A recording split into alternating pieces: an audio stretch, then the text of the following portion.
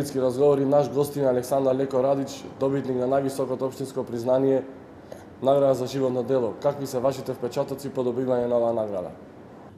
Јас многу се зарадвав кога слушнав тоа нешто и не можам да ви кажам колку се возбудив во тој момент и многу благодарам на вас што ме поканивте, со тоа ми правите чест за да се покаже на јавноста кои се луѓето што допринеле било во кој поглед за градов.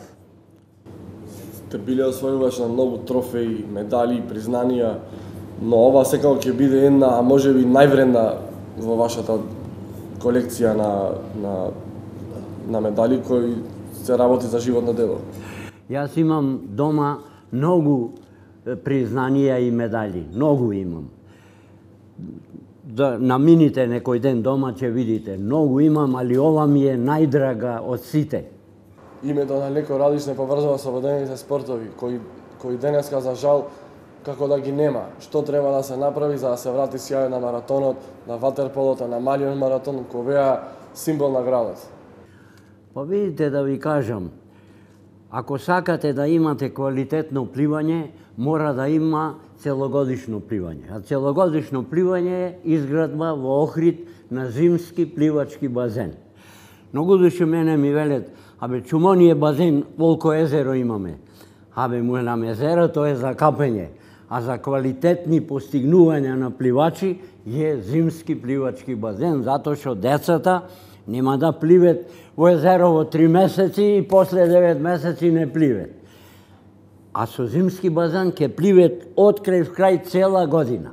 И во колку има луѓе што ќе се нафатет во пливачкиот спорт или во било кој други спорт, да работат со групи на деца, од тие групи ќе излезат поединци, кои поединци ако ги земе после еден квалитетен тренер, одними ќе направи тоа што направив јас од Александар Маленко или некои други пливачи, Сонја Думбалова, Ѓоко Чудов и така. Токму тоа ми е следното прашање, значи вечната болка на Охријани е затворениот базен. Затворен базен. Имаше еден план, значи градоначалникот Бакрачевски да се појави со еден план. Што ќе значи тоа уште една за спорта на лига? Па го слушнав тој, многу се зарадвав и верувам во господинот Баграчевски дека ќе го исполни тоа ветување и ќе го изгради зимскиот пливачки базен. Ќе видите каков препород. Ние сега неаме пливачи, ама кој ќе се напред базенот, тога млади тие први генерации што ќе пливет, со истите први генерации во другите места кај што имат базени, со оними кои ќе пливет, после кратко време нашите 100% ќе бидат најдобри затоа што се родени во вода. Дали можете да се сетите на вашите почетоци дамнешни? Можам, како? И на другите пливачи во Охрид кои заедно... Како да не. Јас уште од мал, од 6 годишна возраст, овде во Охрид имаше на кратки релации, да речеме од Колсено до од Каршија, кај што беше библиотеката, едно време и тука беше и општината. Од тука додолу такви деца плива и јас секогаш бев прв меѓу ними.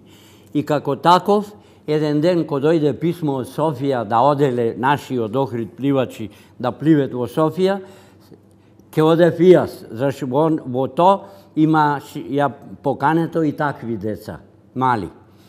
Меѓутоа, мајка ми не сакаше да ме пусти, не ме пусти, јас не ојдов, другите ојда. Тоа беше Славе Филе, Симон Скендер, Санте Филева и уште некој. Тие беа таму и дадоа добри резултати. Што се однесува до тоа. После тоа, покасно, јас уште во 46-та година на првото републичко првенство освоив прво место на 100 метри краул. Во 48 година се одржа во Охрид тромеч, Црна Гора, Босна, Македонија. Јас на тој тромеч бев и член на репрезентацијата и на 100 метри краул излегов прв меѓу сите три тие републики. И од тука почна моето. После тоа години, паметам добро 24 години јас бев на врвот на таа листа со најголеми постигнувања. А 10 години бев прв во поедини дисциплини што ќе скокнев.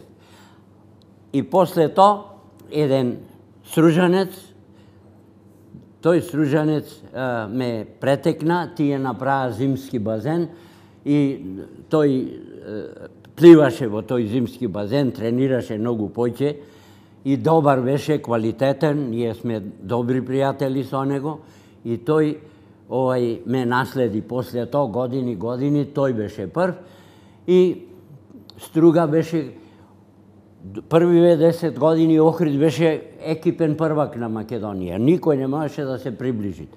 Отко завладее Струга пливањето, тие 10 години после тие беа екипни прваци на Македонија во пливање.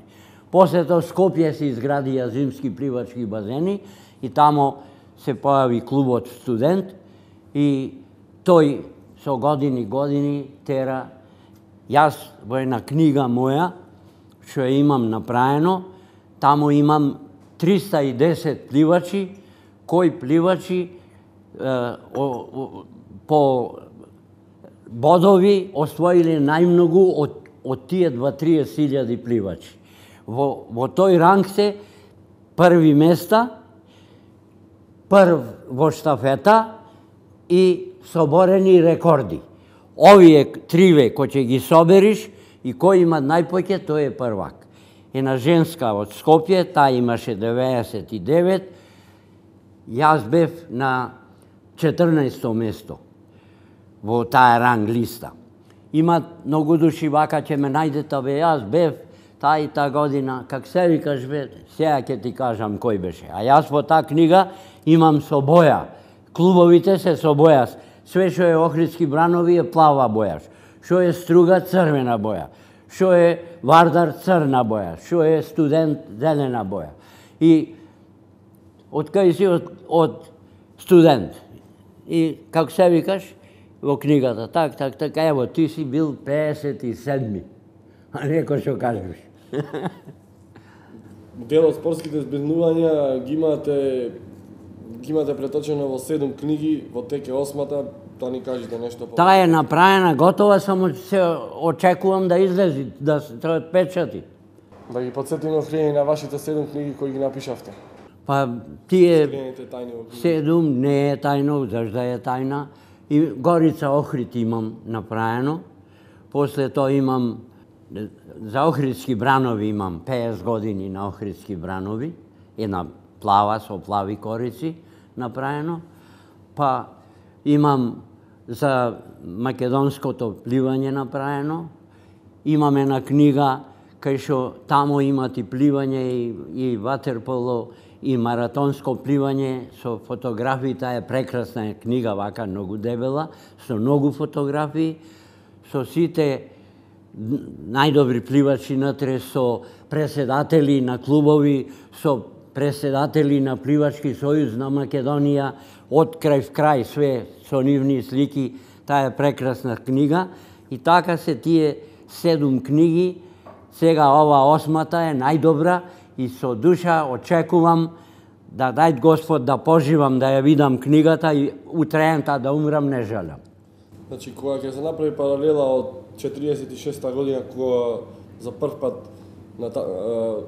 пат настапивте на Републичко, до сега, условите се многу подобри, но резултати нема. А тогаш условите биле многу помали, поминимални, а ете, имавте многу и вие и останате. Имаше, затоа што тие тренираја, децата си тренираја, многу групи имаше.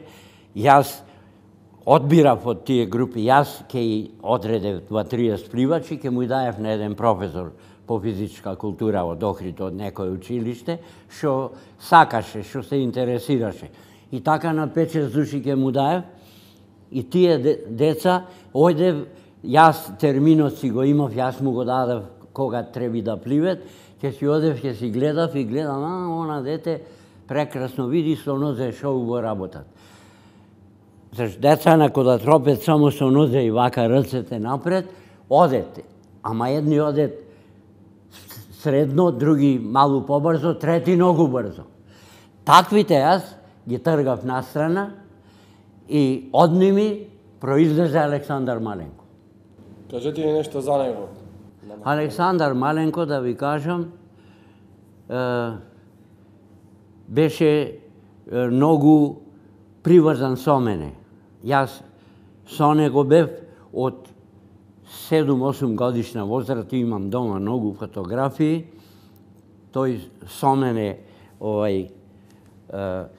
тренираше и постигнуваше од ден на ден све поголеми резултати. Само да видите, ако најдам овде од овие сликиве, мислам дека имам, ама да видиме. Тој Маленко, тоа е нешто чудо од дете. Добро, не е битно. Дома имам илјадници фотографии и тие ќе треба да ги дам овде во музеот Охрид, зашто мене кој ќе ме снимат сниките, кој знае кај ќе завршет. Добро, немам. Ево овде ватерполо имат. Овде не ми се тие слики, не е битно. 58 година ватерпол. Да. Па ние игравме многу добар ватерполо, имавме и успеси кај што одевме и горе и постигнувавме доста добри резултати. Сега нормално нема, зашто не се работи, не се тренира един. Тоа е тоа, треба во било шо да работиш. Јас да ви кажам, не само пливање. Јас во Охрид го почнав и ракометот. Па Галичица.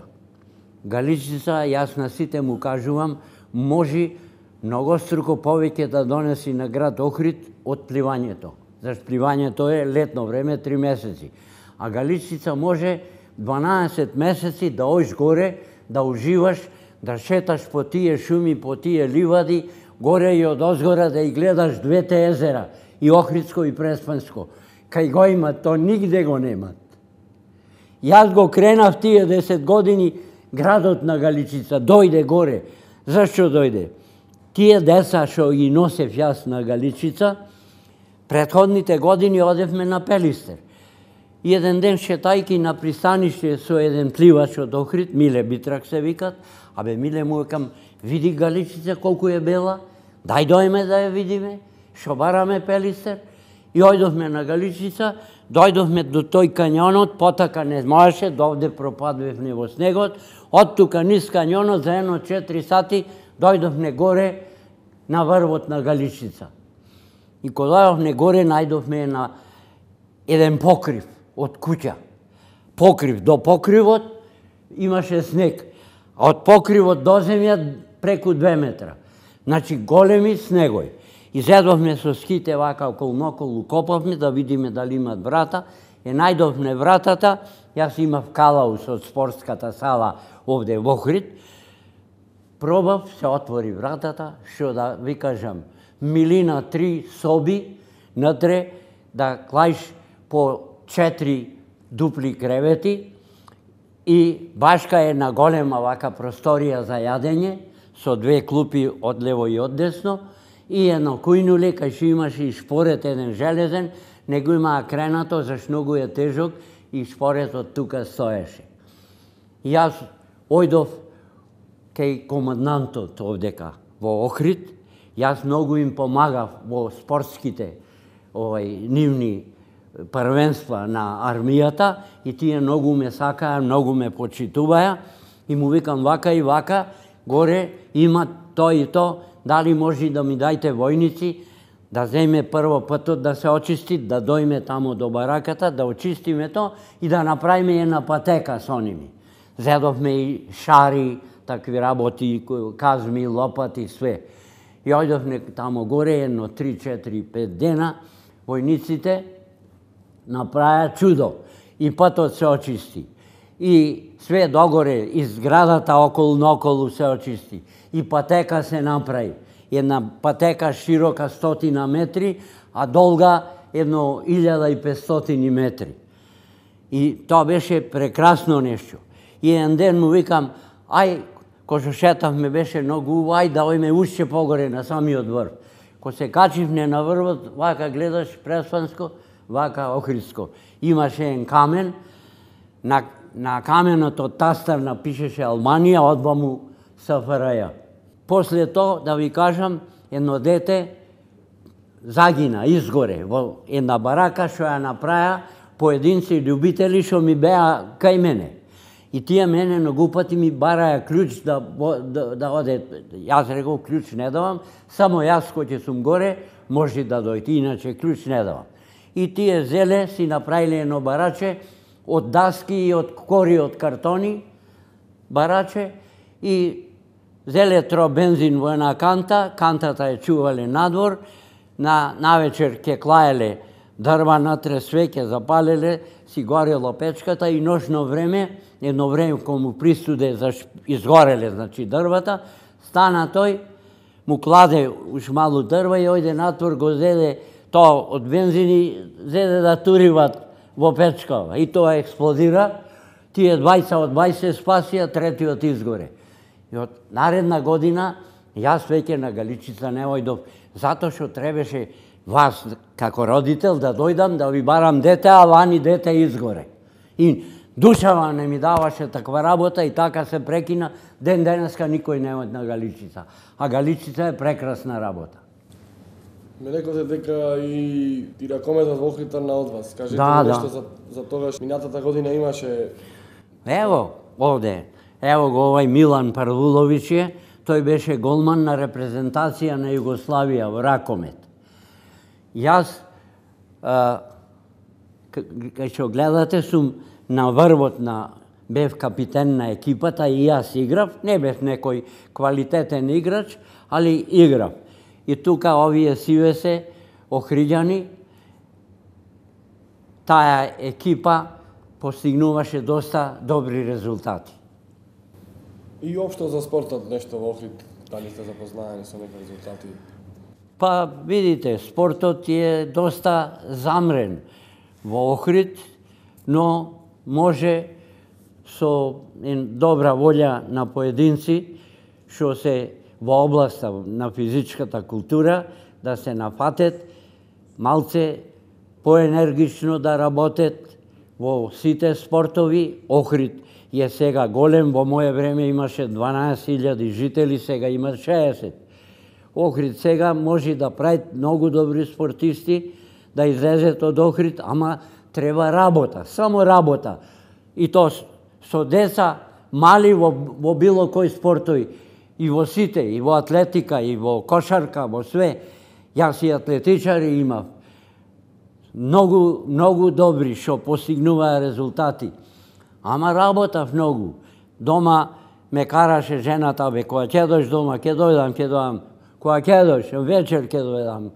Како вечер дојди овдека, децава ова, она, разбираш, или ми треба некој работи. И така. Ви благодарам многу за муабетот, ви посакувам многу здравје и уште подолг живот и уште некоја награда. Јас да ви кажам, уште нешто да ви кажам. На Капри, најубав маратон е Капри Неапол. Поарен маратон од тој во светов не постои. На Капри одев 7 години. Првите 5 години, 54-та година, беше еден пливач, Хамед Мустава се викаше, од Египет, тој беше прв. Во наредните 4 години, по 2 години, беа прваци еден аргентинец и еден шотланѓанец, а 59-та година беше Ласло Ковач од Унгарија. Тој беше прв. И ко 60-та година, кога ојдовме ние на Капри, јас тие весници ги имам дома, дојдите, ќе видите, во тој весникот пишеше un duelo que si ripete, еден дуел што се повторува. Тие двајцата беа присутни, демек од ними кој ќе биде прв. После пишеше за Ковач дека соло контра тути, сам против сите, да. А за нас пишеше il campione di Jugoslavia non conosce acqua salata. Не ја познават, шампионот на Југославија не ја познават солена.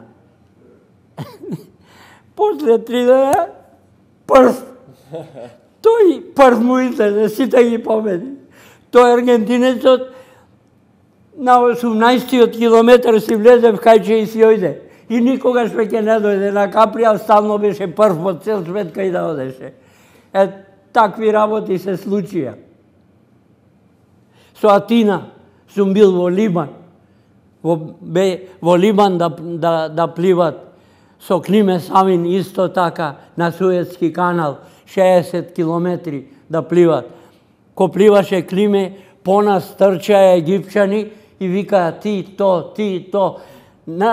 По нас и да ти то викаја, а на кајчето пишит Климе Савин. Благодарам многу. Фала и на вас.